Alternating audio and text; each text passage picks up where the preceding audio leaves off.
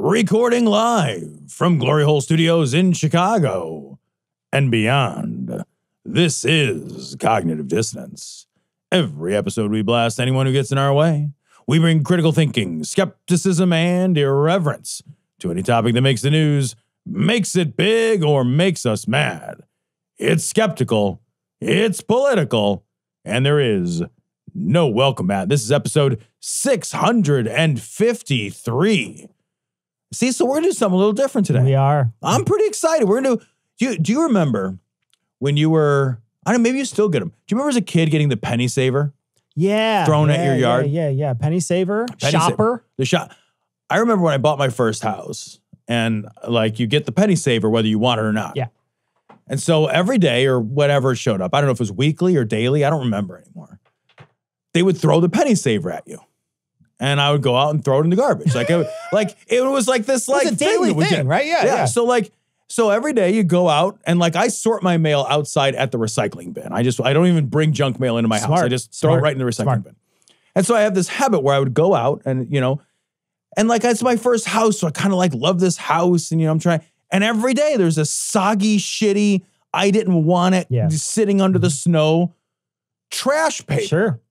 Sitting in my And so at one point I called and the penny saver, I like looked him up and I called him on the number and I'm like, hey, I don't want you to throw things at me anymore. Please don't do this. Like, can we? And they're just like, we just give it to everybody and it's free. And I was like, I don't want you throwing things at my house anymore.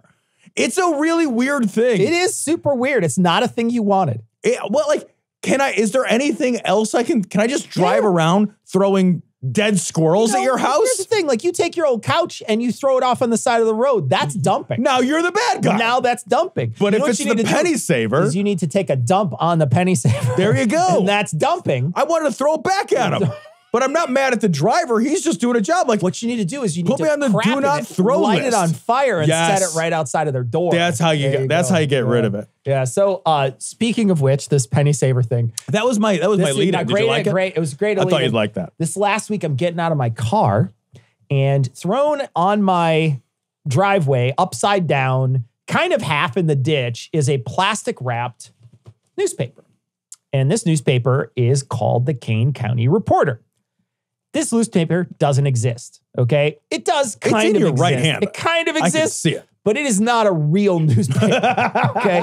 And we're going to go over it with great detail tonight how this paper and many papers like it are making their way across Illinois in a scam to get people to believe in essentially, and I'm going to use the term fake news. Yeah. This is essentially fake news. It is right-wing disinformation. I thought about this. So when Cecil and I were talking about this episode and what we were going to do, being a little bit different, and he sent me the paper and I was thinking like, who is the audience? And I thought, this is how you get disinformation to people who aren't on the internet. It's boomers. This is boomers. Do you think if this was tossed on like a 35-year-old's lawn, they would even pay attention? No, they would do exactly like I do. They would throw it out. But it never makes it inside. But this is for boomers. So if this gets thrown on a 70-year-old, suddenly it has all the markings of it appearing like a real paper. It looks like a real paper. It feels like a real paper. It's got all the things in the right spot, the dates and all that stuff that you would normally see on a real paper. Here's what it doesn't have. A single ad in the entire paper. Right. There isn't a single ad at all inside this paper. There's also no cost to this paper. So you know what happens if they print something false? They don't lose subscribers because there's no subscribers. And they don't lose advertisers because there's no advertisers. This is made specifically to get people to believe something with political dollars, period. Do you remember a little book? Did you read a book, Cecil, called The Grand Unified Theory of Bullshit? I heard about that Did you read this book? Excellent authors. Terrific Amazing book. authors. Amazing authors. Not coincidentally, you can buy a copy of that book, The Grand Unified Theory of Bullshit, available also on audio from our website. But one of the things that they advise, and I agree with because I think it was me maybe, or you, and I tend to agree with us, is look at the revenue model for the news that you consume. What's the revenue model? If there is no discernible revenue model. There's not a single ad in this whole paper. Right. Not a single one. Right. When I read the New York Times. Toyota can't pull their funding, man. Yep. Nobody. So who's bankrolling this? Somebody paid a guy. Like nobody drove around out of the kindness of their heart to huck garbage at people's houses in the hopes that a boomer might not trip on it and read it. Right? This is disinformation for the septuagenarian. What's in the penny saver? It's all ads. It's all ads. It's literally all ads. Yep. There's a revenue model. This has no revenue model. There's nothing in here. Yep. Which means some dark money is bankrolling this. Exactly right. So immediately take it and throw it away. Yeah. There's nothing in here. Right. But here's the thing, Tom, and I want to stress this. This is the Kane County Reporter. I moved from Chicago last year to Kane County, which is about 40 miles outside of Chicago, straight west, right? So I live in Kane County. Now, I'm going to show you what else. I love this. Can I read this? We're going to get to this in a second, but I want to show you what else is this paper is. These are essentially the exact same papers. Yeah. Okay. So if you're listening, this website is a list of the publications. So when you go to the website that's printed at the top of the paper, it redirects you over to their main site. And their main site basically lists all the major counties within Illinois. Yeah. Cook County is broken down 4 ways. It's a big county. Yeah. And then there's these trash papers that are linkable on each of these. They're all the same paper. So if I click on, let's say I click on the DuPage Policy Journal. So DuPage is a county. It's just a little bit east of us here. So I'm going to click on the DuPage County Policy or the DuPage Policy Journal. I'm going to open it up. And if you look at this, if you're looking at this on YouTube, you could see what it looks like. But it essentially looks like a pretty simple WordPress looking, very simple sort of news site, right? It's got a very simple. Now I don't see any ads again on this at all. There's not a single ad that popped up, and I don't have ad blocker on right now. This computer doesn't have ad blocker on it. So we get ads all the time. There's not a single ad, not even a pop-up on this. When you used to go to Patheos, it would have an ad, it would pop-ups like crazy. None of that. And here's the other thing. It's not behind a paywall and they're not asking for a donation. And how do they exist? And here's the other thing. I go to the next one over, DeKalb Times. Now, DeKalb is to the west of us. So this is the city to the east of us, the city to the west of us. How different does the DeKalb Times look to the DuPage? It's all the same shit. It literally looks exactly the same. It's the same font. It's the same website. They just changed the headers. And then many of the same stories. If you look here, it's the same stories that are listed. If you look, all the icons look exactly the same because it's the same fucking paper. And they're just reskinning it, man. They did it all across our area here in Illinois. And it's not just our area. It's all across the state. They've created these fake newspapers. And this has been a problem, right? So people see these fake newspapers and then they start to read them and they're like, oh my God. And when you read this, and we are going to read stories out of this week because it's very important to talk about each one of these stories and talk about the misinformation that's in here. But when you read these stories, these are hyperbolic, crazy sort of stories. And the first thing is on top. So this piece here didn't come by itself. This paper came with 2 inserts. Okay. And we're going to show you what these inserts are. I'm going to put them on the screen for people, but we're going to read them aloud and we're going to talk about them. So if you're listening to the show, you don't necessarily have to see them. Tom is going to describe what he sees here, but we're going to read the first piece aloud. Now, this is the first thing. This is on top when you open you don't even see the paper yet. You literally don't even see the paper yet. The paper's hidden underneath this big giant, what looks like it's going to be like, it's going to say Peligro on it. I was going to say, it's a big yellow box with black lettering, all caps, bold font, exclamation point, attention. It absolutely is like wet floor underneath it. It looks like, somebody should be slipping. And fall a stick figure should be floating in the air, ready to hit the ground. It's one of those stick figures' arms getting chewed up by like a machine, you know? It's getting eaten up by like a wood chipper or something. Yeah. So it says, attention, Kane County Reporter, real data, real news. And this is great. And I'm going to tell you what's bolded too. A bold, legitimate newspaper with bold, legitimate writers, editors, and online editions. Running stories bold 52 weeks a year in which bold, every word is true. A free, bold, real newspaper made available to the public for a limited time is now being undermined by J.B. Pritzker and his cronies. This is my favorite sentence. Who says cronies if it's not political? Is there a non-political crony? Cecil, can we stop being friends? Can we be cronies? I think we should be cronies. Can we be cronies? We should have the Cronies Cast. Dude. We should change the name from Cronies Cast? Cronies Cast. Oh. You guys can use that. That's yours. I'm not going to. Whoa. Yeah. If we got into it, we could be crony bronies. All right, now this next sentence is my favorite sentence written of all time. If the information contained in this paper, bold, wasn't true, would they undermine it? Bold, why would they care? Think about it. And then underneath in giant letters, think about it. Well, I mean, the answer's pretty obvious. It's because people sometimes believe lies. Well, that's a pretty obvious answer to why would they try to undermine it? Because just because it's printed somewhere, it can still be a fucking lie. Yeah, like lots of people care about things that are lies. Like the Sandy Hook parents won $1 billion because they cared that somebody was lying about them. If it wasn't true, it's like, okay, yeah, but if that's like saying if somebody was calling you names in a newspaper, why would you care if it wasn't true or whatever? Yeah, if somebody that's still defamation. Yes. If somebody drags your name through the mud publicly and you're like, well, it's not true, so I guess it can't possibly have an effect on me. Get the fuck out of here. Fucking stupid. Then, and in the corner, in the bottom left corner, my very favorite thing also is it's as close to the word sheeple as you're going to.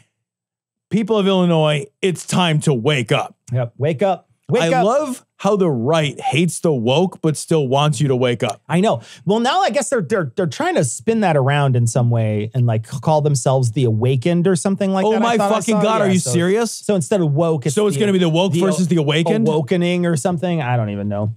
So the next thing that I got was a hanger for your door. And now this is about Amendment 1. And what Amendment 1 is, and I just filled out my ballot. Yep. And it basically allows collective bargaining throughout, like, for anybody in the state. Yep. You can't disallow collective bargaining, basically. Right.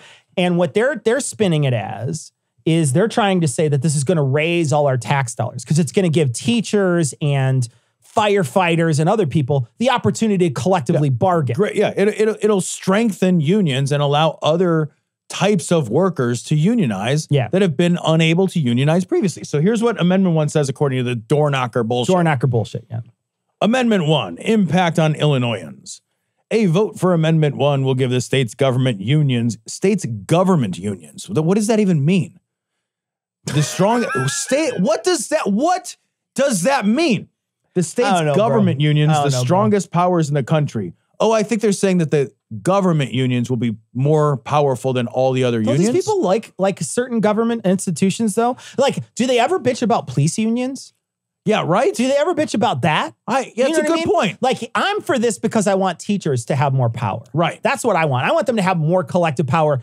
It's not about curriculum. When it comes down to it, they're trying to turn this into a curriculum thing where teachers can walk in and brainwash your kids into being a trans kid or whatever is what the boogaboo scary thing is what they're trying to say. That's the big scary. That's what they're trying to say. But why I want it as a fucking lefty lib is so that all the good teachers don't leave the profession because they can ask for a salary that's a living fucking wage. And if you want to see the horror of not having unionized teachers, look at how it works in North Carolina. North Carolinian teachers get paid, and I don't know the number off the top of my head, but they get paid, Cecil, 30, maybe 40% less than Illinois teachers. No shit. They get paid trash money. Absolute. I didn't know that. They're non-unionized teachers in North Carolina, don't have a union that protects them, and the wages that they are paid are poverty wages. Yeah. They pay them genuinely poverty wages. And there's no, like here in Illinois, if you have a master's degree, you get paid more. If you have special education certifications, you get paid more. If you're a reading cert, you get paid more. PhD. You get paid more. That's because unions negotiate those contracts. Yeah, man. Yeah. That's it. Yeah. All right. So leading to more property tax hikes and a slash in parents' rights. And here's the thing. Both of those things are emotional appeals, right? They're emotionally appealing to your want to keep your money, and they're emotionally appealing your sense of protection of your children. Yeah. Also, I would add too that this is how a free market should work, right? So what you're saying is because a free market should allow for people to gather together and to assert their rights collectively. That's what a free market should allow. if you are dysregulating that, if you are making it impossible or illegal for people to band together and to force you to accept a better contract, like, yeah, I should fucking pay for that. Yeah. I should pay for that. Like, that's what your property taxes are for. That's also like what makes a desirable neighborhood desirable. Yeah.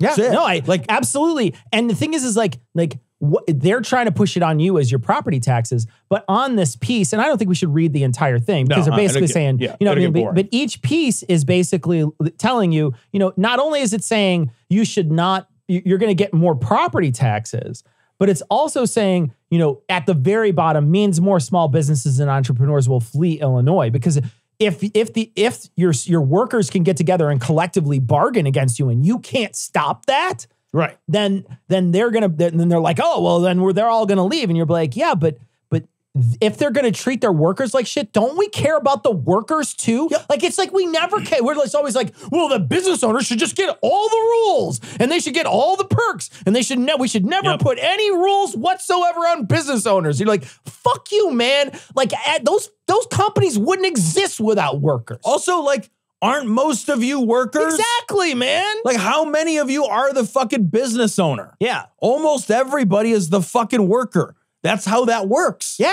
That's why that works. It's such a stupid ploy. And what they're trying to do is they're trying to scare, because this is directed at workers, right? Is, it's saying they're trying to create a class war. That's what they're really trying to do. That's what most of this is. And it's like, this here is like more small business and entrepreneurs will flee Illinois. Well, if you don't have a steady job or something, you're like, oh, I don't want to make it so that I don't have an opportunity. I don't want my employer to leave. Well, you know what? The thing is like the reason why you probably don't have a steady job is because you don't have collective bargaining. You know, we don't have places that can walk in and be like, okay, this is how it is now. We all do your shit. We're the ones who put all this stuff together. We're going to tell you how it is. Yep. Well, and also I want to grab one item from here. So it also says, forces private sector workers to join unions as a condition of employment. Forces them to join unions. First of all, I don't think that it does. Yeah. The amendment's ban of right to work would deprive private sector workers of ever having the freedom to choose whether or not to join a union.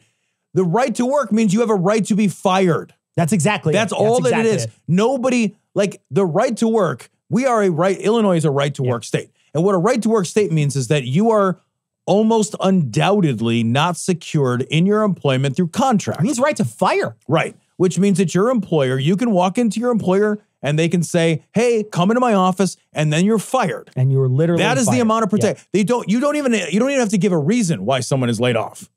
You do, and in fact, as an employee, you shouldn't give a reason. If you're the manager or the boss or whatever, you should not offer a reason because it opens you up to potential lawsuits. So like the general advice is not to offer a reason. Be like, bye. I'm sorry. We've made a decision that unfortunately today we have to terminate your employment. Yeah. That's it. That's the end of it. That's it. Yeah. That's what a right to work state means. A right to work means that you have the right to lose your job at any moment. Right to get fucking fired. Yeah. So this is one of those alarmist things that they're trying to cover on this particular ballot that's coming out. I filled out my ballot. I fucking love mail-in voting. Fucking love it. Cannot say enough awesome shit about it. I was able to look up my judges. That's so nice. And be like, no. Okay, so I want to, now that we're going to get into the newspaper, I do want to talk about a story that came out about the newspaper, Tom. And so this is specifically about these conservative news media outlets. It's conservative funded mailers, stylist newspapers sent to Illinois voters. And so I'm going to put this up on the big screen. We're going to read part of it. Go ahead and start at the top here. A conservative group that is behind a recent series of television advertisements critical of Governor J.B. Pritzker is using another medium to get its message out, sending out a paper publication that blasts Democratic candidates and platforms. Republican political strategist Dan Proft crafted the mailings. He runs a political action committee called Play by the Rules. Jesus Christ. Are you? I love. Can we just pause real quick? The names for these political organizations, so good. Where they're just like family first, America freedom, bald eagle happiness. They're just like it's all just like these like crazy. Yeah. I want my entire job to be naming PACs. I know, man. Can I just do that? They're the best, dude. They're the best. It'd be awesome. The best. That has been purchasing ads in recent weeks to criticize Pritzker and Democrats who supported House Bill 3653, a criminal justice reform bill that has sharply divided the electorate in recent years. The PAC has received significant donations from billionaire Dick Uihlein with more than $20 million. Do you want to know where this paper comes from? It comes from Dick Uihlein, who funded $20 million to shit this on everybody's lawn. Yeah, you know, also, as a quick aside, the right is constantly screaming about, like, George Soros funds everything. Yep. Here's a billionaire literally funding $20 million. $20 million worth of... How many fucking shitty 8-page newspapers can you make for $20 million? A lot, I would think. Tell you what, enough to make a website for each single one. Right, yep. And enough to farm out all the ideas that come in here to other places across somebody the did net. do the work of writing that. Yeah. Somebody threw that shit out, printed it, and everything. I'm going to show you where some of this stuff comes from later. You're going to love it. The papers are being mailed to groups of registered voters and are tailored to the community where the voter lives. For example, a Chicago-centric version of the mailer was entitled Chicago City Wire. In one of the editions, the articles criticized House Bill 3653 and made notes of several provisions of the bill that have angered Republicans, including changes to the bond system and other law enforcement reform efforts. We'll get to that. In DuPage County, one of the papers, entitled The DuPage Policy Journal, showed 2 full pages of photos of men, mostly Black and Latino, whom the publication says will be released from prison because of the new publication. It's pretty awful, Pritzker said. These are lies, and they're putting them out in various forms, attacking people based on their background. Pritzker says that the mailers are not marked properly as campaign material. Right? And says the reduction, because they're not a newspaper. It's not a newspaper, man. That's not a newspaper. And says that the reduction of local media outlets throughout the state has allowed the paper to gain circulation. When you get one of these in the mail, you should know this is not a real newspaper, he said. It isn't even marked properly as campaign material.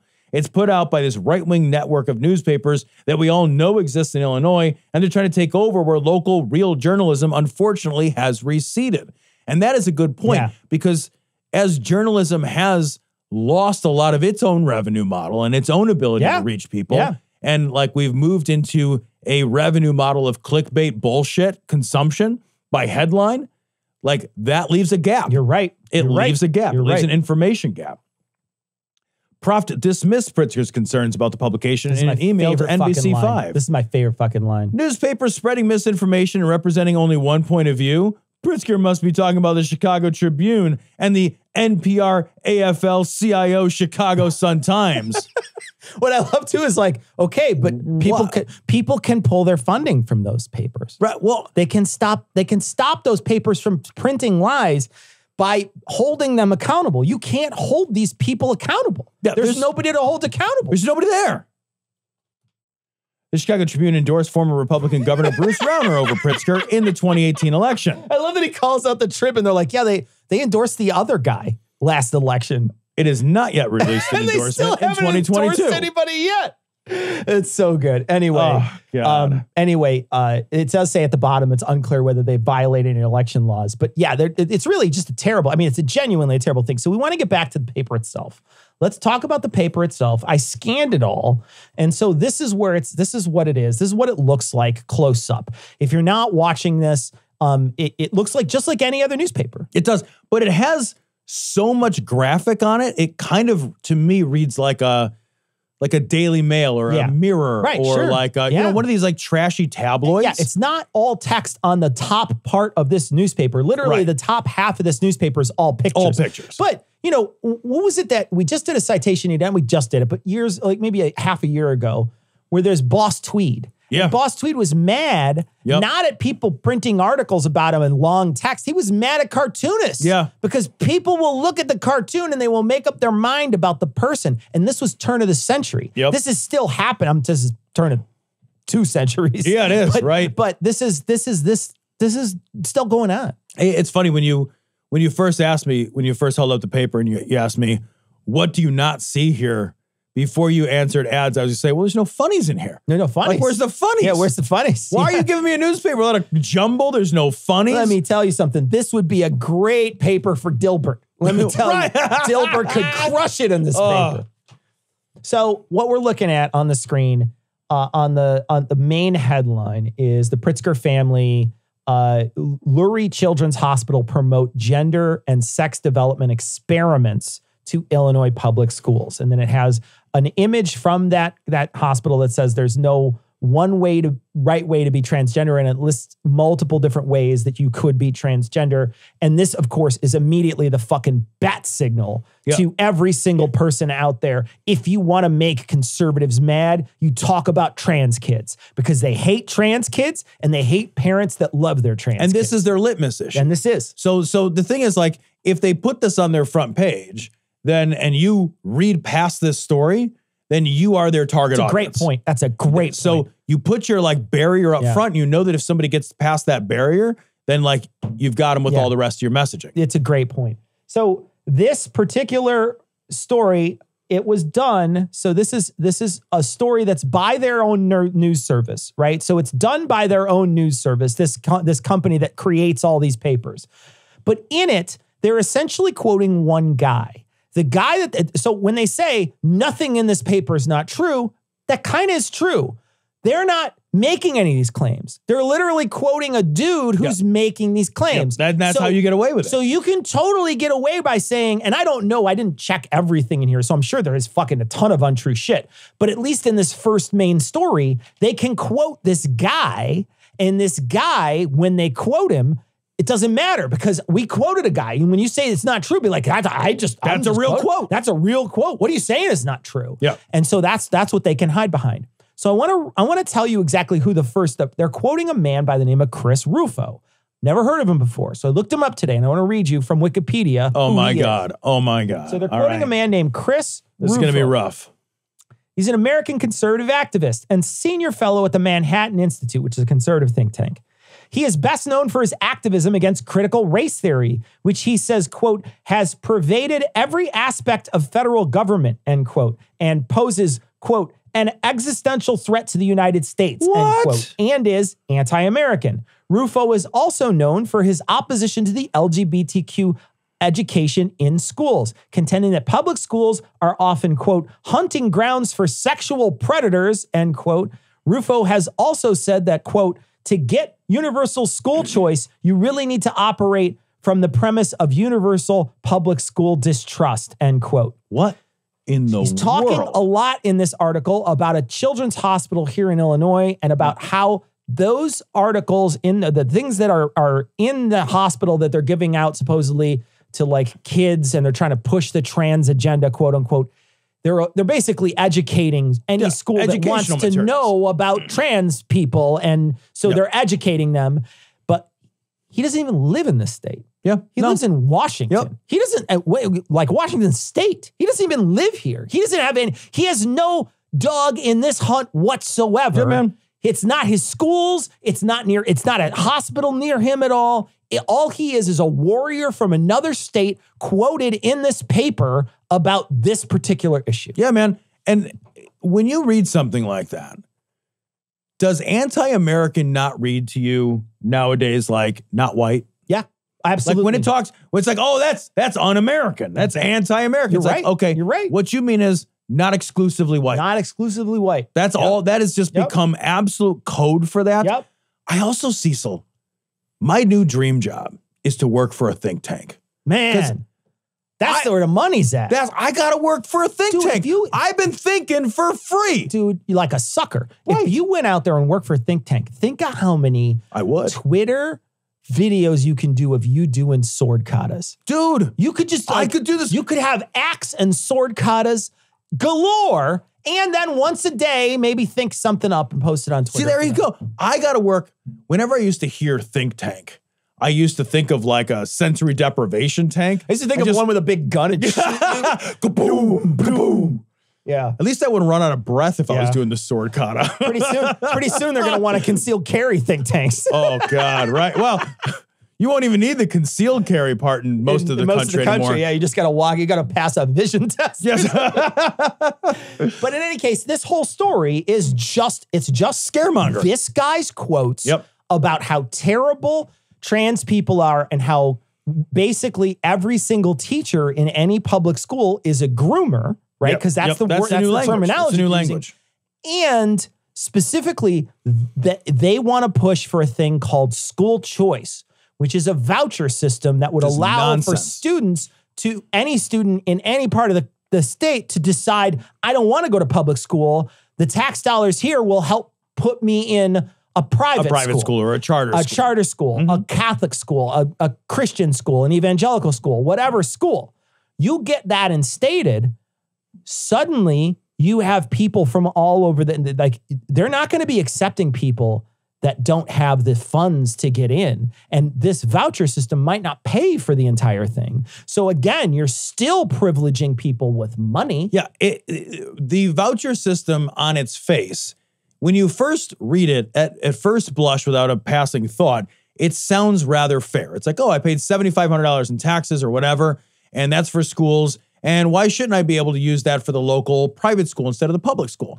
And there's a lot of answers to that. And if you think about them, any of them for even a second, the whole thing falls apart. Yeah. The first answer is because that's not how public funding works. Yeah. Public funding it funds public resources. Like, I don't know, public schools. Public funding doesn't go to fund private businesses like the Catholic school down the road or Joe's local charter shop, right? That's not how that fucking works. We pay taxes into the kitty in order to build public highways, not in order to build private roads. Yeah. That's just how public funding of things works.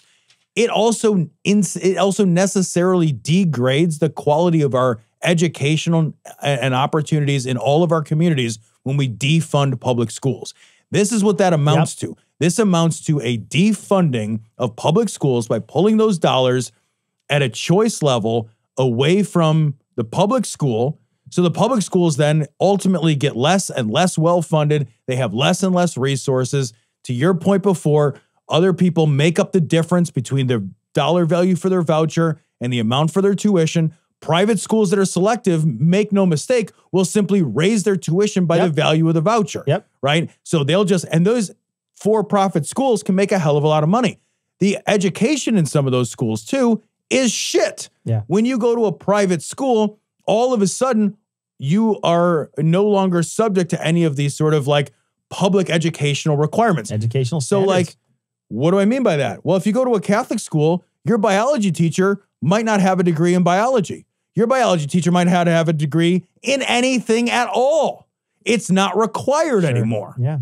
That's how that now, often they do, but sometimes they don't. And we've seen so many schools, and we've been doing the show a long time. How many schools have made their way onto cognitive dissonance at some point because they were a bullshit school with no standards, because they were some like religious. I mean, look at like the desire for insular communities like the Jewish communities in upstate New York and in around New York, those like Hasidic communities, those really insular communities. Man. They want to spend the entire time reading the fucking Torah. They don't want to spend any of their time doing anything else. Yeah. Those students are not well served. And there's reasons we don't allow that stuff. It's because it's not good for the kids. You know, and there's no oversight. Yeah. Right? So the big problem is the oversight. The reason why you can stand and yell at all the teachers, the school board people at any of these things is because that's your oversight. Yep. That's why all these people are coming in now and talking about, I don't want my kids being groomed or whatever. Exactly true, man. It's a great point. You don't have that power anymore. There's no school board at a local literally the thing that you're bitching about, you won't even be able to do in the future. Yep. So it's just crazy to me. But in any case, that's what this whole story is about. It's about this guy's his very, very public fight to go take away money that we're all putting in the kitty to give to private institutions. Yep, exactly. That's literally what this whole story is. It's basically a commercial for this guy's public fight. Yep. That's all it is. On the side here, it happens to have a thing that says a challenge to our critics. This fucking thing. And Tom, basically, this whole thing, it's long. I don't want to read it out loud, but it basically says, provide a specific example where we're wrong. We dare you. We double dog dare you. We triple dog dare you. And you're like, yeah, it's literally all wrong. Like, it's all wrong. It's all wrong. And you're not going to do anything about it. No. Because it's privately funded. Yeah. So this is I coulda, woulda, shoulda. Well, that's also, all it is. If I write the newspaper, I can write a newspaper story right now. I could write a story called Tom has never been wrong about anything. Watch. Here's the headline. Tom's never been wrong.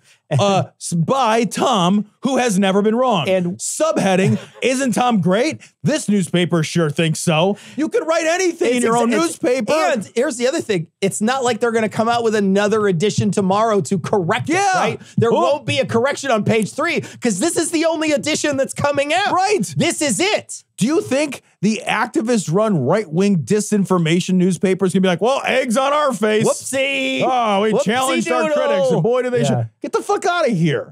So anyway, so that's the main part of the whole page, the whole front page. There's a couple of infographics on it. Then mainly, like, basically what I'm saying, they're attacking trans kids mostly throughout this whole paper. That's going to be a theme.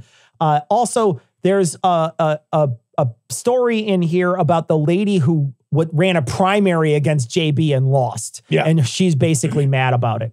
And the thing is like, I'm sure this lady has some interesting things that she has to say. She's she's from the west side of Chicago. Yeah. She probably has, and don't get me wrong, I'm sure that the people on the west side of Chicago don't feel like the Democrats have been coming back to help them. Because we haven't. So I recognize that this lady probably has plenty of beefs, and it makes sense to quote her and talk about her here. Absolutely. Because it's somebody from within the own party who's attacking their side, et cetera. So it makes sense. But one thing that is striking about this paper is that at no point does it appear that a reporter from this paper interviewed this person. No. So what they do is they take quotes that somebody said, and then they cobble a story together, and you have no idea if those quotes are contextualized in any way. Yeah. And the paper that they got it from is a paper called the Prairie State. So where they got it from was Prairie a place called Companion. Prairie. It's called the Prairie State. What is it? I like Wabagong. It's called the Prairie State Wire. And so the Prairie State Wire on Media Bias Fact Check is a questionable source. And I'm going to read their detailed report. Questionable reasoning, imposter site, lack of transparency, false information, bias rating, right center, factual reporting, mixed. Credibility rating, low credibility, minimal traffic, mostly free. So it's trash. It's trash. It's literally trash. It's a trash newspaper that they literally took a story from. They're sourcing trash to the other trash. This is you know what this is? This is dumping your garbage truck at the fill, man. Yeah. And if you look at the Prairie State Wire, and I'm going to show this to the people who are watching this, but if you look at the Prairie State Wire, it sure as shit looks a lot like all the other papers. It looks exactly like it because it's the same thing. Like it's an article inside. So that's the same. It genuinely looks like the same template that they're using. That's the same. That's the same WordPress fucking plugin. Same template. So that's the front page. Then it goes on to CPS spending, and it's talking about, again, this is another hit on public schools, attacking public schools, but pointing out that over the last couple of years, their outcomes have been really bad. Oh, I wonder what's happened in the last couple of years. I don't know, Tom. Has anything upset the apple cart? What in the world over the last couple of years could possibly have upset the educational balance? I don't know. Maybe we sent everybody home. I don't know, man. Also, if this is the Kane County Reporter, why the fuck do I care about Chicago public schools? Why should you care? It's not your 40 miles away. It's none of your business, really. It has nothing to do with you. It has nothing to do with you. I mean, you can care about kids on a macro level. Yes. Right? But writing in a hyper local paper about a problem that is hyper local to another region is simply incendiary. Yeah, that's all it is. It's a desire to whip you up and be like, oh, I have noticed we pay too much for those goddamn kids and their shitty educations. What are they going to turn out to be productive citizens on my watch? Exactly. So I looked this story up. This story is stolen word for word from a place called WirePoints. What? WirePoints. Anything with the word wire in it? No. WirePoints.org. So I'm going to show you the story, Tom, and I'm going to show our listeners the story that are watching, right? So I'll show you the story. And you can sign up for daily WirePoints. But I'm going to show you now. So this is the story taken word for word, same graphs in here as on the paper. It's the exact same thing. It's stolen word for word. Again, no ads. It's not stolen. This guy probably gave it, but I want to show people the homepage for this. Now, when I describe this to you, listening to the podcast, this is something that it's very hard to describe. So this is what the homepage of this site looks like. This is what it looks like. Now, this is the worst thing I've ever looked at. The homepage of this website. Guys, when I tell you that it looks like when the page when your page template breaks on your WordPress site, that's what it looks like. It looks like the page template broke on the Epoch Times. That's what it looks like. It's an ugly, grotesque, literally a website that harkens back to the GeoCities days. GeoCities, this is worse than GeoCities. This is TimeCube bad. It's terrible. It's just text after text after text. And again, I'm not seeing a lot of ads on this page. Here's the thing. I don't see any ads. It's not behind a paywall. I don't see a way to support them. Yeah. So it's like, well, there's a donate button, I guess. Okay, all right. There's a donate button. Fair enough. And I guess, I mean, and they're as much as news as we are because you can donate to our show. Sure. Here's the thing. We're not news. No. Right? We're not news. I'm not trying to pretend I'm a reporter out there digging up the fucking muck on the SCPS. No, we're not driving around throwing our book at people. Yeah, exactly. With like warnings all over the place. Put my book in a little baggie and chuck it on people's fucking lawns. I'm going to buy like 1,000 copies. You got to buy 1,000 copies. That's fine. I get a royalty. But it's a trash paper, man. There's no reason to believe any of this is true. All this is taken directly from this trash site and put directly in this paper with the same graphs. Yeah, and I love to just scroll up just to handle 1 second of the meat of this nonsense, even though, let's be blunt, again, it doesn't deserve it, right? It doesn't deserve it. If you see this and you do the work that Cecil has done, you should vet this information because you should be suspicious on its face, vet the information, immediately find its suspect, and it goes right in your recycling bin. Just throw it away. Throw it away. Go find if you want to know about this, because there's plenty of stories about how much they spend on HCPS. Sure. There's plenty of stories about the outcomes of CPS. There's plenty of stories about this, but you're going to get if you look up an AP or a Reuters or even an NBC5 article, it's at least going to attack it from a way that's going to be like, here's sort of a quasi-objective viewpoint. Yeah, and you're going to have some analysis. You're going to have some quotes from people that like you would look up and they don't seem like a fucking crazy person, but also like, I look at this and it's like, well, they're going to spend almost $30,000 a student. I'm like, okay. Yeah. All right. Okay. Okay. What is my alternative? Yeah. Spend less? Yeah. Like in the middle of a crisis of education, which it's a great point. Like, great point. What you want me to be upset that we're spending money on the education of the future generation? Yeah. Like, I don't know. That seems like I live in a fucking society. These also aren't your tax dollars, right? So these aren't even your tax dollars, and you're upset about how much someone else is paying for I can't believe somebody would pay that much for something as shitty as a kid. Like, that's not your money. Well, it means some of it is federal dollars or stuff, whatever. But like, that's not your money. It's like the people who live in Chicago, they all pay into that kitty, and that money goes to the money that the bulk of this money is coming out of their tax dollars. It's not even your money, and yet you want CPS to open their wallet on a fucking moth to fly out or whatever, like a Popeye fucking cartoon. What? Like I'm just struggling to think of a world where we're like, we really need to fund education less. Yeah, like get the fuck out of here. Yeah, and so another part of this paper is the Safety Act. And so we got to talk a little bit about the Safety Act, which is there's several pieces of this legislation, but the piece that they keep on fighting and trying to fight against is the bail bonds. Yes. Right. And so I found an article today that describes what's in it, and so we should read this article about it. Is it from the Prairie Time Epic? It's not. It's .com or whatever. It's from AP. Is it the Wire AP? So here's it's from the it's AP not from Wire. A Wire-related it's from the website. AP Wire, Tom. So Illinois law doesn't make murder or other crimes non-detainable offenses, and that's the big thing. So if you watch TV in Illinois, what you'll see is a commercial that says it's the fucking apocalypse. They are going to have the purge here in Illinois. They're just going to open the doors, and everybody's going to be able to leave any kind of jail confinement that has any kind of bond or whatever, because they're going to get rid of bond. So the opponents are calling it catch and release. That's what. How dehumanizing is that? Terrible. But so the claim. Go ahead and read the claim, and then read the facts. The claim: suspects facing serious charges, including second-degree murder, kidnapping, robbery, burglary, and arson, will no longer be held in custody until trial under a new first-in-the-nation Illinois law abolishing cash bail statewide. AP's assessment: false. False. It's not. False. Judges in Illinois will still have discretion to order suspects for these and other serious crimes held in jail pending trial if they are deemed a threat to public safety or if they are a flight risk. But the new law does impose higher standards to meet those conditions that critics say will make it harder to detain people.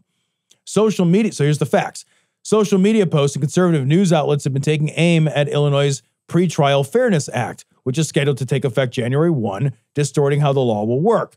The post lists a range of violent crimes they say will be considered non-detainable, including second-degree murder, kidnapping, robbery, burglary, arson, and threatening a public official. The posts also include dire warnings that Chicago and other Illinois communities will soon devolve into a real-life version of The Purge. There he is, right there. On January 1, 2023, Illinois will take its place in history when they become the first state to test out The Purge in real life, an Instagram user wrote on Monday. Jesus, the ironically, why is anyone care? Okay. These fucking idiots.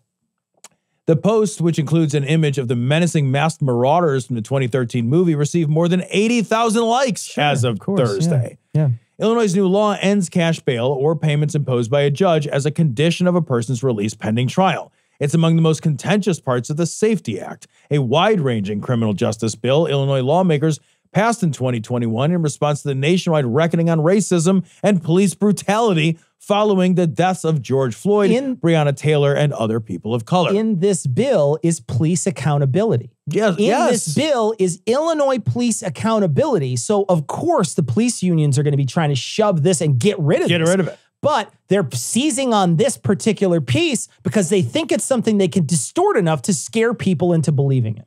Yeah. So the law does not create a new classification of non-detainable offenses. Suspects can still be jailed pre-trial if they are considered a public safety risk or likely to flee to avoid criminal prosecution. The new law states, quote, detention only shall be imposed when it is determined that the defender poses a specific real and present threat to a person or has a high likelihood of willful flight. Which is literally what they can do right now. It's the same thing. Like, that just makes sense. Yeah. That just makes sense. Additionally, those charged with forcible felonies, in which probation is not an option if convicted, can also be detained pre-trial under the law following a required court hearing. That includes serious crimes such as first-degree murder and criminal sexual assault. Those arrested for forcible felonies such as second-degree murder, robbery, burglary, arson, kidnapping, and aggravated battery are not required to have a detention hearing since they are offenses subject to probation. The suspects could, however, still be held in custody until trial if a judge determines they are a threat or a flight risk. Exactly. So, like, a person looks at the case and says, yeah, all right, this one, based on the circumstances, and this one, you can, go and, well, you're innocent until proven guilty, go home, we'll figure it out. The other one, you know what?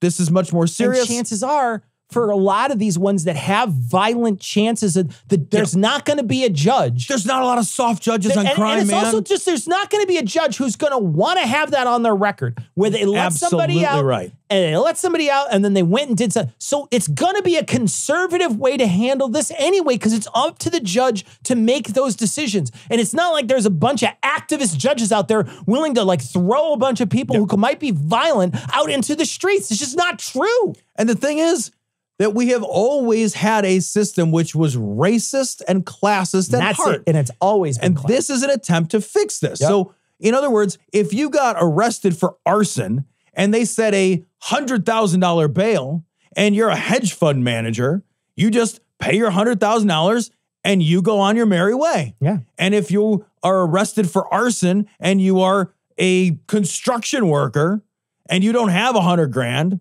then you go to jail and you sit in jail. The thing is, the system always had a way for you to get out unless they didn't want you to get out. It's the same thing. And what we don't understand is, like, the arsonist got out. There's an arsonist on the streets before. Right. He just happened to be rich. Right. Right? It doesn't make him less dangerous. Arsonist out on the street already, right? He just happened to have a lot of money that he could do it. And it's not like if he commits another arson, the $500,000 bond goes to the people whose house he burns down next. That's not how this works. Right. That's not how that money works. So, like, the idea that these people are okay with rich people being able to buy their way out of jail every single time. And what this bill is saying is that just because you're not wealthy doesn't mean we shouldn't consider, if you aren't a flight risk and if you aren't a danger to the public, letting you out on your own You're basically on bond, on your own recognizance. We're allowed to do that. We're allowed to do that despite the, like, what's your fucking W-2 says. Yep. That's literally how it was based. That's how it was based before. This is, you know, like judges before, in order to keep somebody in jail, they had to impose bails that were like enormous enough that like nobody could reach them. Yeah. Like, I'm going to hold you on a $10 million bail. God, you don't have $10 million. I'm holding you on a $10 million bail. I'll hold you on this one on a $5,000 bail. So they're like, this just says like, I'm going to hold you. I'm not going to hold you. I'm not going to hold you. I'm not going to hold you. Yeah. That's better. That's just better. It's just fucking less classist and racist. It's just such a shitty, racist, shitty, classist policy. And if you can't and think about all the fucking, the people who aren't hurt by somebody using drugs, right? Hard drugs. Somebody's using hard drugs, but they get caught. And suddenly we're like, okay, well, we can throw them in jail. Right.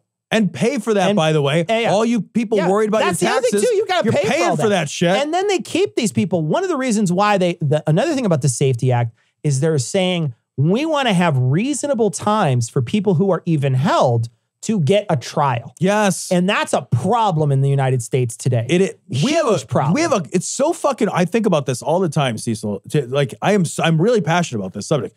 We are so fucking gung-ho about certain rights and certain amendments. You have a right to a speedy trial. You do not actually have that right.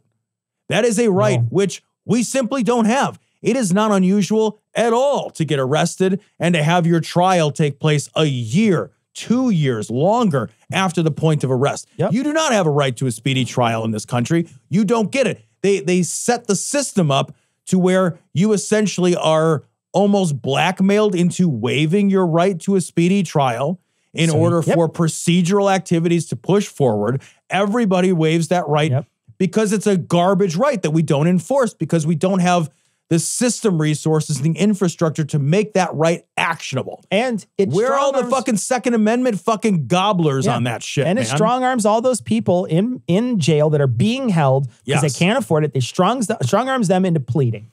Man, that's all it is. It strong arms them into pleading because they don't want to spend another goddamn day waiting for a trial where they still may be convicted. Man, I think about this every now and again. Like, if I got arrested tomorrow, like, even if I got arrested tomorrow, it was the wrong crime. And then I got exonerated or, you know, whatever. Like, I got not guilty. I can't think. Sure. It could still easily ruin your life. Absolutely. And it almost certainly would. Yeah. If I get arrested and thrown in jail and I can't post my bail, but I'm fucking innocent, I don't get to go to work. Now my bills aren't getting paid. Now after I don't go to work for a certain amount of time, and that time varies, I lose my job. While all that's happening, my family is running behind on my mortgage payments, the electric bill, how are they eating food? I'm sitting in jail, and then I go through this process. Well, now I got to get an attorney. Any money I have, I'm shitting at attorneys and private investigators to help me get out of this thing that I didn't even fucking do. Your entire life can absolutely be ruined, and then we sort of like shrug it off with like, well, the system worked. Not guilty. System worked. Send him home. And you're like, send him home to what? Send that guy home to what? Like they spent, do you remember the story? It was a big story a few years back. The story about a kid who got arrested for stealing a backpack. Yeah. He went to Rikers. And then he spent like 4 years in Rikers. And Rikers is a dangerous, dangerous jail. And like this poor fucking kid, he was a kid, he's a teenager. So he didn't even steal the backpack. He didn't even get convicted of anything. So like innocent until proven guilty, they never proved him guilty. He didn't steal the fucking backpack. The crime was a nothing crime. Fucking kid spent like 4 years in Rikers, was so traumatized by the experience of being in that prison that he committed suicide. This is a relatively common issue. Like you send me to prison for 6 months. I don't know that I come out the same Tom. Yeah. There's no guarantee of that. Sure. And like, who suffers?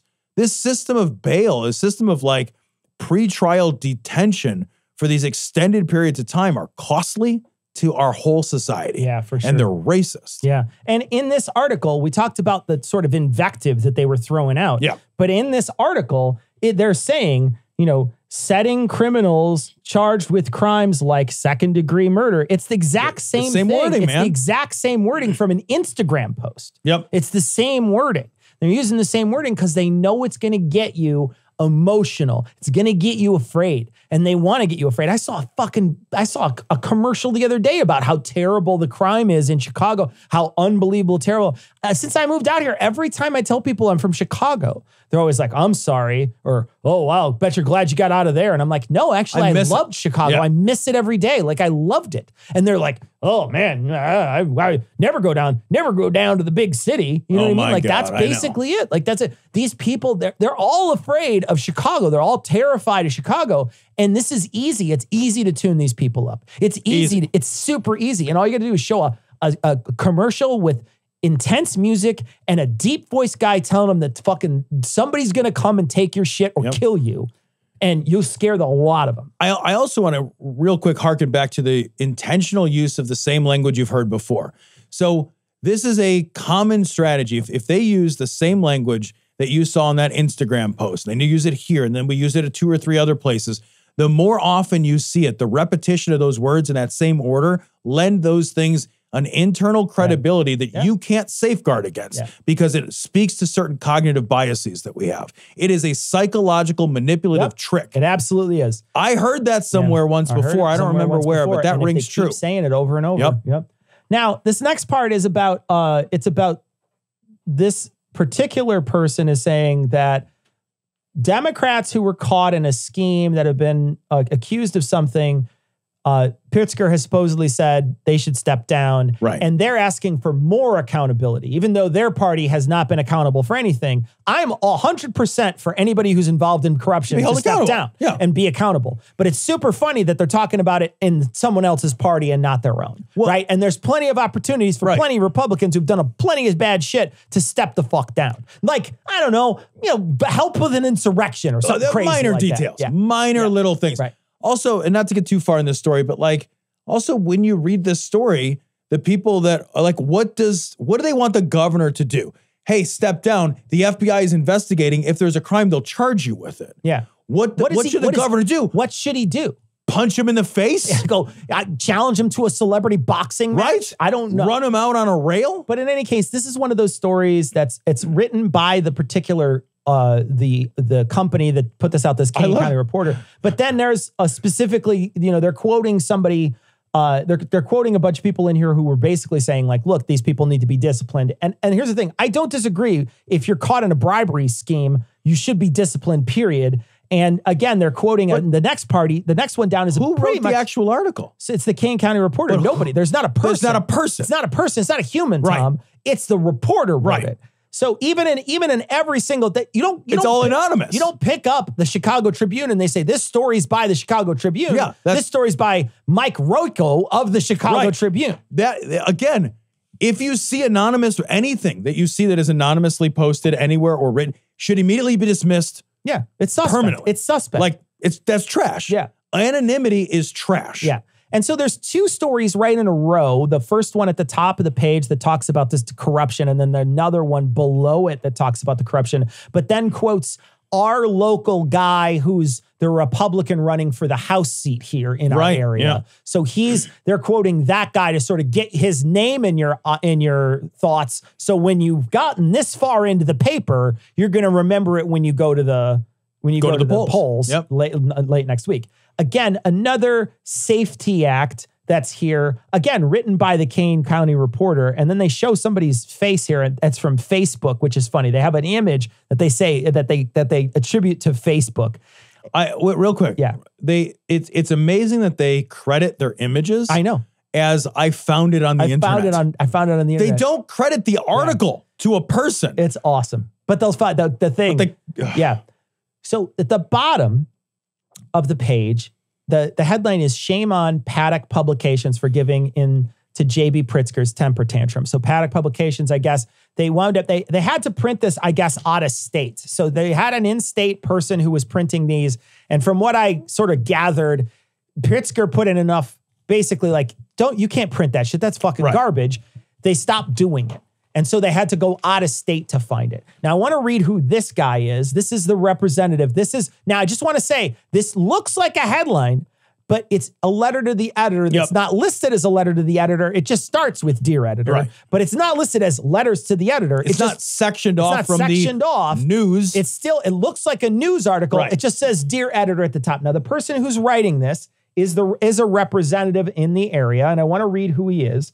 So this is Representative Morrison, and he is known as a hardliner on social issues. In 2016, he authored legislation denying young transgender children access to restroom of their identity. He opposes abortion in all circumstances, including rape and incest, voted no on an equal pay bill, also voted no on the ERA, the Equal Rights Amendment, previously attempted to constitutionally ban same-sex marriage in Illinois. Jesus. Became reelected in 2018. Representative Morrison authored legislation to punish doctors for providing transition health care to transgender children experiencing gender dysphoria. Where is this guy from? And what does he represent? Transition healthcare. He's a state representative. But what district? I imagine, let me look here real quick. Because Cecil, I'll bet it's not Kane County. I think you're wrong, Tom. It is from out here. Holy shit, really? From Palatine.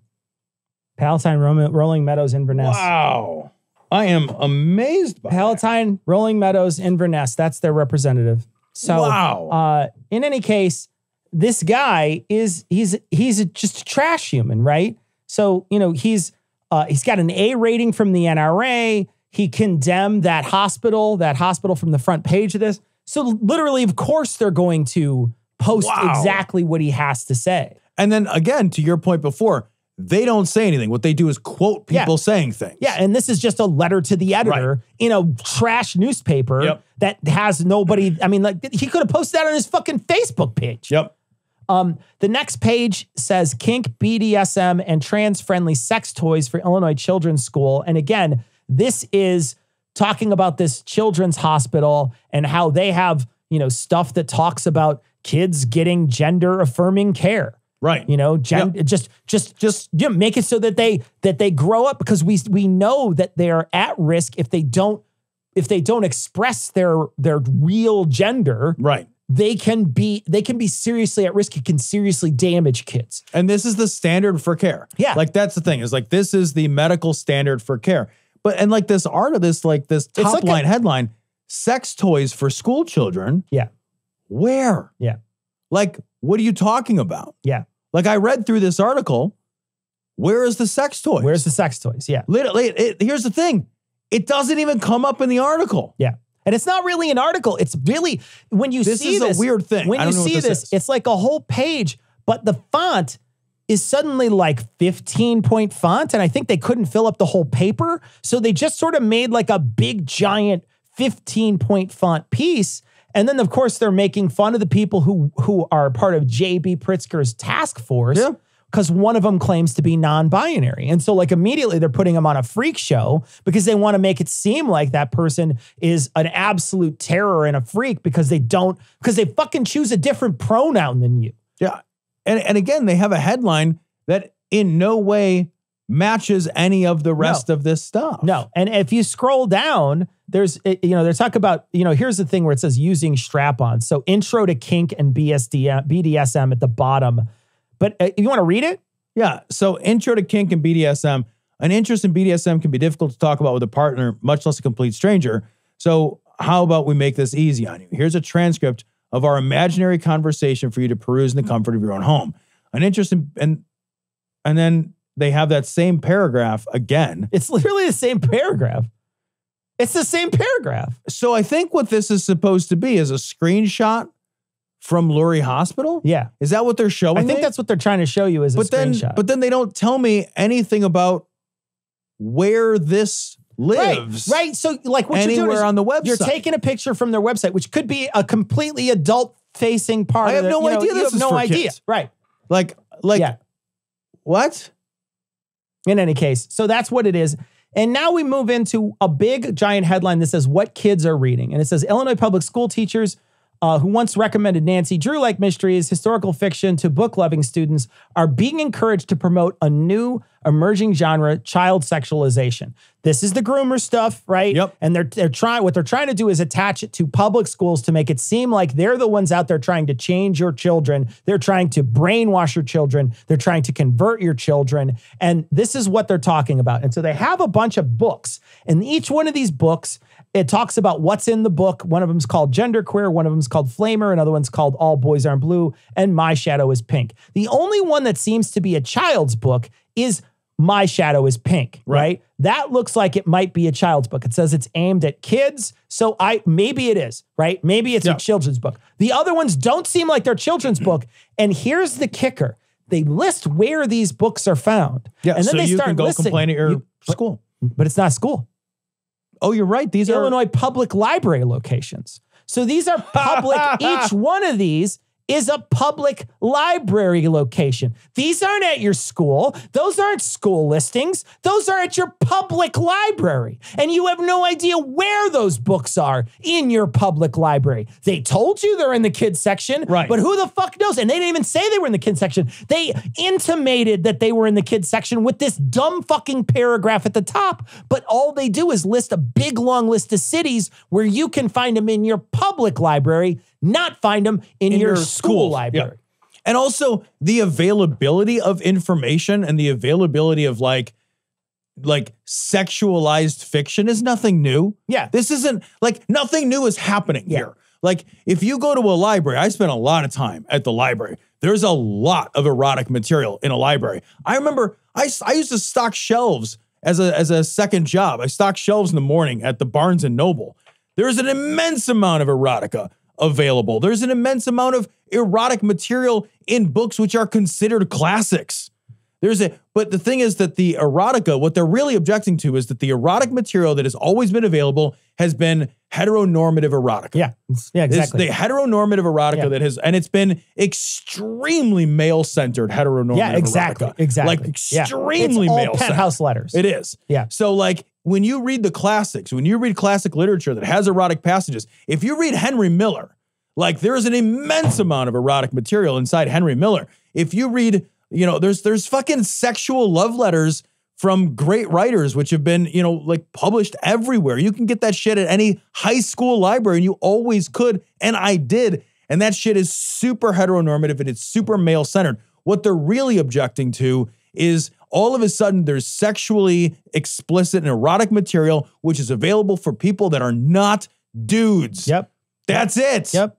That's it. Because what they want is they want girls to read about male experiences so that girls can learn how to please men. Yep. That's what they want. And then they don't want anybody else to learn anything else about who they are and what they like and how their bodies work and who they're interested in. And here's the thing, man. You could have a whole library full of gay erotica. Yeah. And as a cis het guy, I wouldn't read it. I wouldn't read it. It wouldn't appeal to me. It wouldn't appeal to me. And the same thing goes when I was a kid. Yeah. I would walk in and be like, yeah, man, that's not my thing. It'd be like, there's nothing for me. Yeah. It'd be like walking to a restaurant that only serves anchovies and goat milk. I'd be like, this isn't my restaurant. That's cool, man. You dig all that, and that's great. But I don't get it, and it's not for me. I'm going to go buy penthouse letters. Right. Or whatever. Right.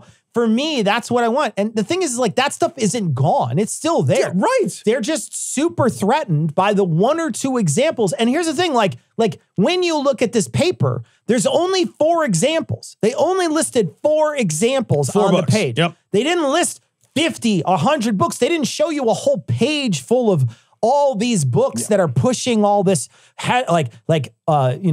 different types of sexuality. They didn't do that at all. Yep. What they did was they listed 4 books that are available at your public library, intimating that it's at your public. They intimate not only that it's there, but that the teachers are working actively to force your kids to watch it. And this is taking place, by the way, amidst a backdrop. Why isn't there a front page of this newspaper that says, "Here's what's on your kid's cell phone"? Yeah. Right. Can you look at the websites? Your kids can get on their phone. Yep. You think any fucking high school kid doesn't have a cell phone? Yeah, no. And you don't think any high school kid doesn't know how to find porn? Right. That's what I'm saying. If you've got a phone, you've got access to any erotic material you want, as problematic as possible. Anything. Yeah. I want to talk about what's on the last couple pages here. My favorite part about this is on this page, the previous page, we're talking about what kids are reading, and they're talking about all these horrible books that are available for kids, and what should we do about it? And then the very next page, it says Pritzker suffocates free speech. And then it talks about J.B. Pritzker suffocating free speech, basically talking about taking these papers off, right? So he's talking about, it's an article about these papers, right? It's talking about how bad these papers are. Now, this is written by a guy by the name of Steve Cordis. Now, Steve Cordis, Tom, I want to show you a very special thing. Now, this is Steve Cordis. Steve Cordis here. Steve Cordis is a local radio personality. Oh my God. At AM 560, The Answer. Wait a minute. And hold on, though. I want you to read a very specific thing. Steve Cordis, weekdays, 5 to 7 p.m. That's drive time. That's good. It is. But here's what I want you to read, this first sentence, Tom. Can I comment quickly on his face being too smooth? It really is smooth. His face is like weirdly smooth. I want you to read that first update there, Tom. Update. Steve Cordis is currently on special assignment with the Trump campaign until the election in November. Steve is What election? Yeah. Is it 2 years ago? You think they haven't updated this page in 2 years, Tom? Or, yeah. Why it must be. Why would he? Why would he be on assignment with Trump for the midterms? For the midterms, right? Yeah, that doesn't make sense. Is this a 2-year-old non-update that he hasn't come back from? Is that what this is? That's amazing. Is that what this is? That's because he's too busy writing for the Kane County Reporter. Unavailable on his website? Is that what we're talking about here? Is that where we're at? Steve Cordis? We probably have more listeners to this show than you get on AM 560, The Answer. But in any case, this is Pritzker suffocates free speech. Now, this is the last page that I sent to Tom, but I want to show you what's on the final 2 pages of this paper. So I didn't scan these, and we will post. By the way, if you're listening to this and you kind of didn't understand, you're like, I'm not really sure, we're going to post this PDF as a link in the show notes. So you'll be able to download this PDF and read this entire paper that I scanned. So you can go ahead and read it. But on the back, on the second to last page of this paper, they have Tony Danza's giant head. Look at his fucking head. And the best part is that Tony Danza and Richard Marks, this is like local shit that's happening at an event, like event stuff that's happening soon. But the best part is both of these pictures are from Wikimedia Commons. So they took the pictures from Wikimedia. They didn't even get and the thing is like, this is just like a local thing to show you it's a local paper. Right. Here's some local shit that's happening. They probably stole it from a local calendar and printed it word from word. And on the back, the last page is a bunch of kids that go, and I don't even know if these are real people, but they're listed as people who go to local, it's like the local sports athlete kids or whatever. Right. And they're listed from a bunch of different papers. Or a bunch of different schools. And so they're listed. I don't even know if these are real. I literally have no idea. They could be random. I don't know. But they might have just stole these from a place too. I don't know this. Doesn't matter. But in any case, that's the last 2 pages I didn't scan. But if you're interested in getting a scan of this, you can go to this week's show notes and check it out. But yeah, this is garbage news. This is I can't believe they're throwing that at people. It's garbage news, and it's all over the state, and it's all over the internet too. Yeah. I mean, think of how many sites they have that all look pretty legitimate. But man, you've just got to follow those rules. And those rules are, where's the fucking ads? Yep. Who's paying your bill? Who's paying for this? And when there's nothing in here and there's no way for anybody to take any real action monetarily against you, you know it's going to be a fucking lie. And when nobody signs their name to the byline. Yeah, when everything's like this news service or this, there's no person. Yeah, who wrote the article? Nobody will tell you. Who knows? Trash. Who knows? Yeah, trash. It's all trash. But you have to do so much work to suss that out. And that's what they count on. They count on you being lazy. And like you said when we started, this is not aimed at a 25-year-old. No. A 25-year-old will throw this away because this looks like nothing to them. Yeah, they don't care. If Ian saw that, he couldn't even see it. It would be like a Native American trying to see a boat coming on the horizon he didn't expect. Yeah. In what the bleep do we know? The best part about this is that you can roll up a newspaper and he won't see it when you swat him on the nose.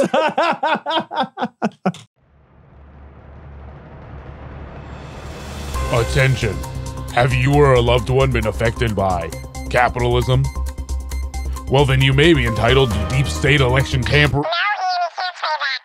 Fine, internet censorship. I mean a free and fair election. Sunday, Sunday, Sunday. Tuesday, Tuesday, Tuesday. Next Tuesday, next Tuesday, next Tuesday. Election day. Live stream. 8 p.m. Central or Eastern. I can't remember which. One of the two. Probably Central. Election coverage. Come see our democracy survive by watching the stream and voting, I guess. Cognitive Dissonance presents Dumbocracy in action. Like in action, but also in action. Okay, how about see you next Tuesday, the 8th. Live streamed on November 8th at 8 p.m. Central. At least if we're going down together. And if you'd like to go down together, go to Adam. No, not this week. Okay.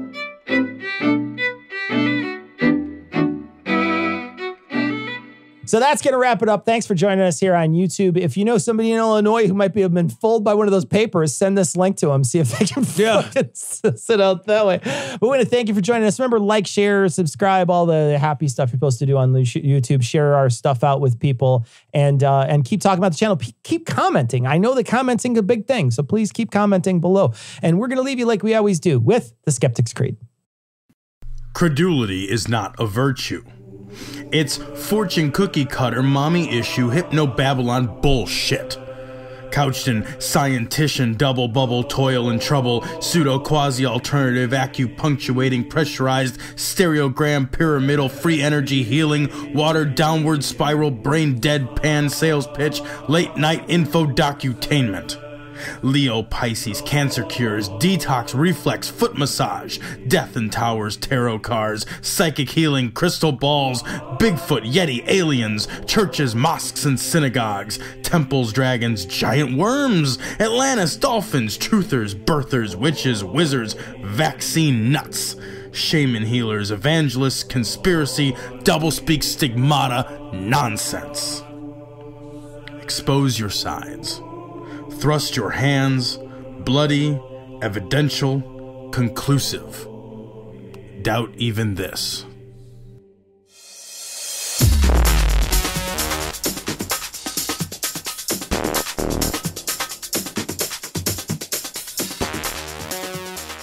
The opinions and information provided on this podcast are intended for entertainment purposes only. All opinions are solely that of Glory Hole Studios, LLC.